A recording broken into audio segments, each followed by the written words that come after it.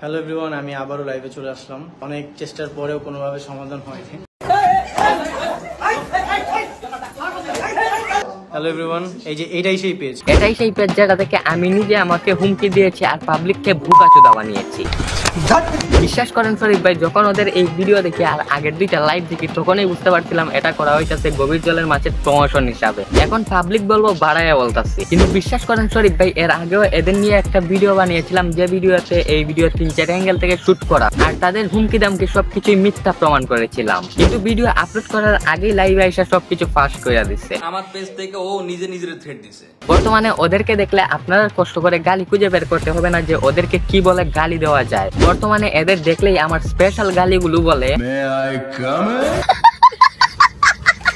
দেখেন ভাই, গালি সাধারণত দুই প্রকার হয়ে থাকে, উদাহরণস্বরূপ বোকা আর বুকাচোদা। সাধারণত যাদের বুদ্ধি কম আর মাথার নাক একটু ঢিলা ঢালা থাকে তাদেরকেই বোকা বলা হয়। এখন তোমাকে যদি বলা হয় বুকাচোদা কাকে বলা হয়, তাহলে তুমি চোখ বন্ধ করে বললো। সাধারণত নাটকের প্রমোশনের নামে আবলামি করা মিরাজ সাকিবকে বুকাচোদা বলা হয়।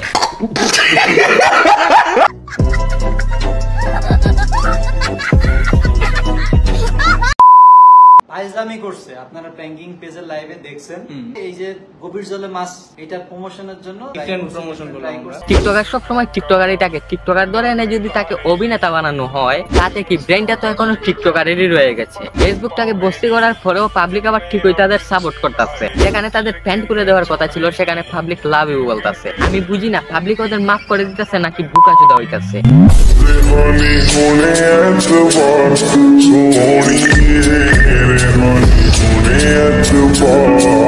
Hey, what's up guys? Assalamualaikum. This is some Pavel.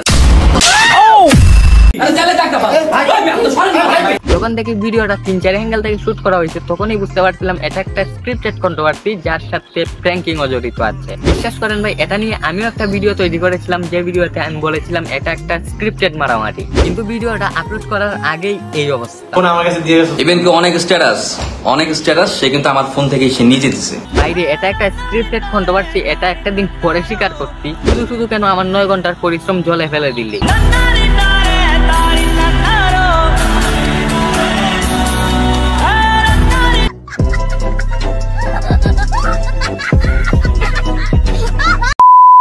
আমরা সত্যি খুবই ছোট, আমাদের ভালো তো দাড়ি মোছ ওঠে নাই, তো ওইখান থেকে আমাদেরকে ক্ষমা করে দিবেন ভাই। তোমাদের এখনো দাড়ি বুক গজায় নাই যে কারণে পাবলিক তোমাদেরকে ক্ষমা করে দিছে। এখন আমার দিকে তাকিয়ে দেখো, তোমাদের একটু হলেও দাড়ি বুক গজিয়েছে কিন্তু আমার এইটাও নাই। এখন আমি থাম্বনেইলে ছোট করে তোমাদের বিএস উপাধি দিব, কিছু মনে কইরো না। একটা সোফার মাঝে 32টা দাঁত হাতের মধ্যে ধরাই দিমু।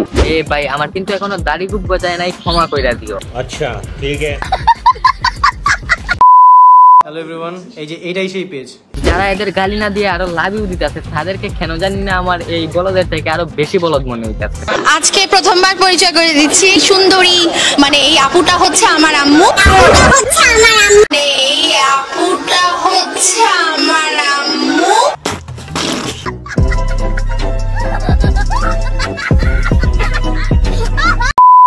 এই যে এটাই সেই page.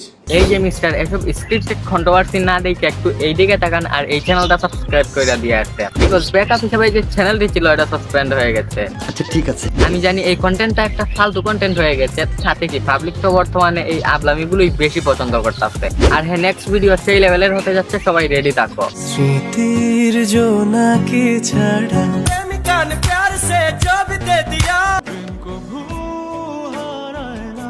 So if you like the video, like and comment. If you are new to the channel, then subscribe now.